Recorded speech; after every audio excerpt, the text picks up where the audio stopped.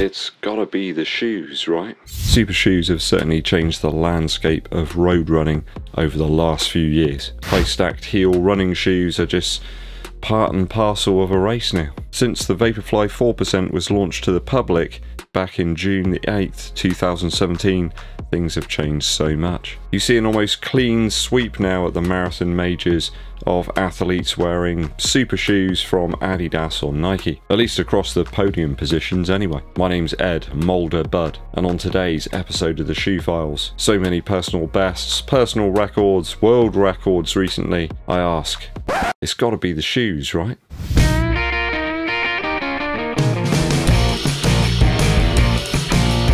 Welcome back to the channel, thanks for tuning in. If you're yet to do so, help us out by hitting that subscribe button and tinkling the bell for notifications. Give this video a thumbs up, like, and also share it with your running buddies.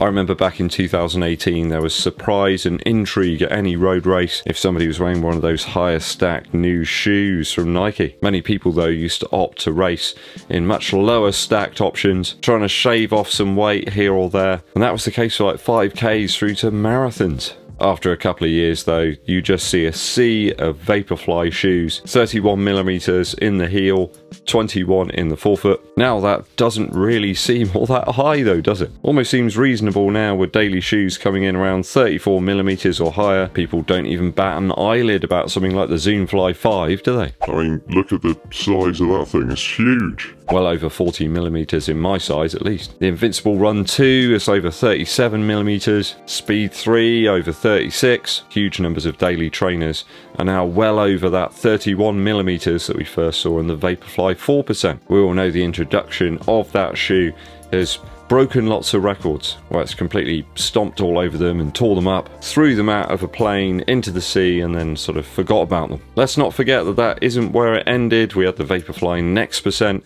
That had a 40mm stack height, 32 in the forefoot, so an 8mm drop. We saw marathon records start to fall, and just about every other road running distance as well. I'm not just talking about elites here, I'm talking about average, everyday people, club runners. You might be watching right now, and you may have set your personal best or personal record wearing a pair of Vaporfly shoes. They helped you get the best performance out of you. That's not to say that other manufacturers haven't got in on the act. They've all produced their own versions using that super shoe winning formula. Saucony, Puma, Adidas, Asics, and all the rest have their own versions of that foam and plate setup to various degrees of success. Though few can argue that the swoosh and the stripes have achieved probably the most success using this formula. Most local races that I've witnessed at least have a sea of Next percent shoes on the feet of club runners. So with all those records set, long time, half marathon and marathon target goals achieved, wearing 40mm stack height shoes, why is there so much stigma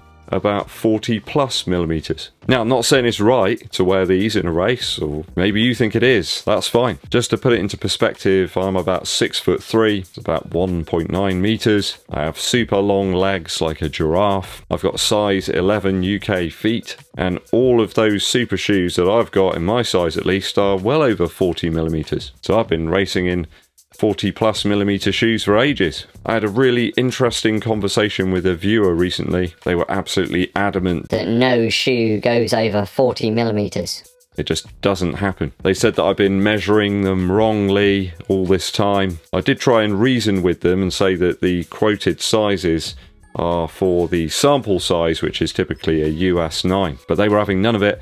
They said that the stack will stay the same in each shoe size. They just wouldn't be told. It wasn't happening, so I kind of had to draw a line on that conversation. So as I say, I've been running in shoes that are over 40mm for ages now. All my best times, I suppose, are in shoes that are over 40mm in the heel, and I simply don't really care that much. Are my times invalid because they're over 40mm? Well, no, supposedly not, because it's down to the sample size. If that one is no more than 40, you're okay. Of course, I ran the miles, I put the effort in, so I got those times, not the shoes. So what's the difference to me wearing a shoe that's like 50mm or even higher. People didn't care when Vaporflies appeared, and we went from something like the ADIDAS Sub 2, which was 21mm in the heel, up to 31. No one complained too much then, and I didn't see anybody complaining when we went to a 40mm stack height in the next percent. That's quite a considerable leap. So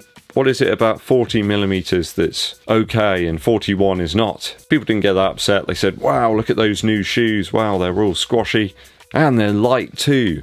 That could be a good option. Same happened with the Vaporfly Next percent. All those that had enjoyed wearing the original 4% gravitated towards this new breed of shoe. Now, I'm not saying that I'm going to go out and run a marathon in the Adidas Prime X at the weekend. Well, I mean, I could do. I'm probably not in the best condition to do that, but I could do it because the shoe would probably help me out a little bit to do that. Is the problem here though about perception? Stack height rules have been put in place to stop elites wearing 40+mm shoes for championship races where points and cash are on the line. Now, that's clear and that's absolutely fine in my books. I don't really view myself anywhere near any of those athletes, and probably lots of us have the same opinion. But what I find odd is how it was okay for people to wear like a race flat to run a marathon, then it was okay for people to wear like a shoe with 31mm of stack height and even 40, but nothing just above that. That to me just kind of seems odd. Are the shoes really that assistive?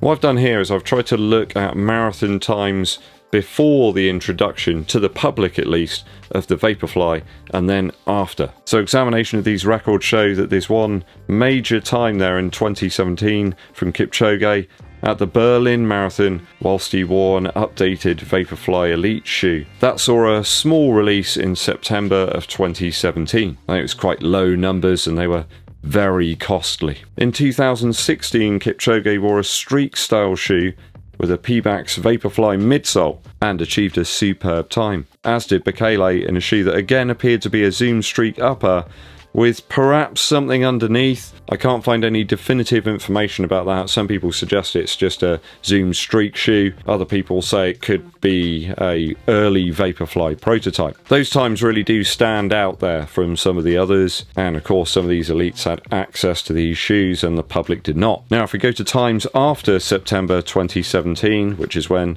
the Vaporfly 4% was released to the public, you can see that the Berlin course dominates those times, as does Kipchoge. The third top time at September 2017 doesn't even get you into the top 10 right now. We know that a number of the athletes on this list were wearing the Vaporfly Next percent shoe. Naturally, I checked as many as I could find, and aside from Kipchoge's world record in the Alphafly 2 and another athlete there in the Valencia 2020 marathon wearing the ADIDAS Pro, it's just a sea of Vaporfly Next percent shoes across the board. Now, it's almost impossible to try to do this for non-elites and club runners. It's just too much data to try and crunch it all down. I think you can use your eyes though, can't you? And there are a number of people searching for those personal bests wearing Vaporfly shoes with that Zoom X midsole. Now, the times achieved by these elites are quite staggering, it has to be said. All aspects of their training and performance are tailored. We're talking about the highest tolerance here. This just isn't possible for regular people.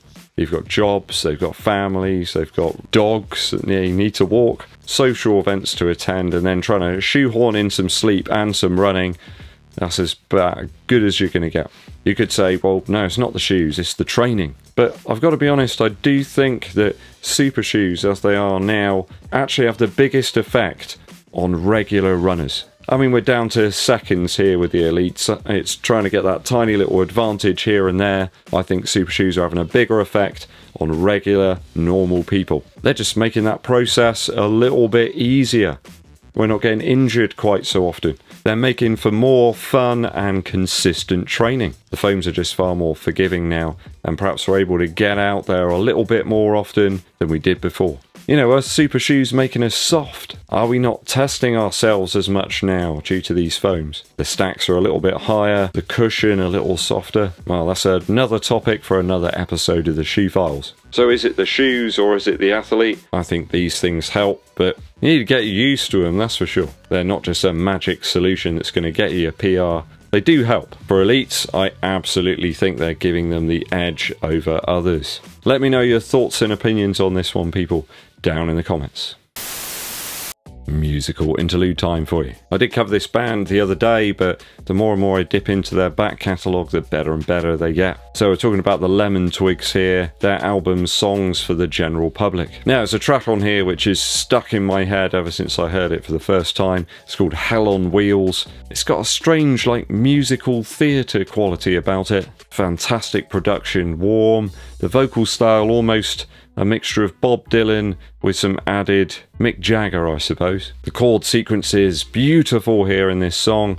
It's got that wonderful expectation, the surprise. Chords can really elevate a song if they throw in something that's just a little unexpected there. It provides a little mystery, keeps the listener locked in and listening. You can't go far wrong checking out the Lemon Twigs. I think you'll enjoy some of their material. This one's called Hell on Wheels from the album Songs for the General Public. Thanks for tuning in, people. It's always appreciated. Help the channel out and support the shoe supply by giving us a super thanks down below. Hit that subscribe button and click the bell below for notifications. Also give this video a thumbs up like and share it with your running buddies.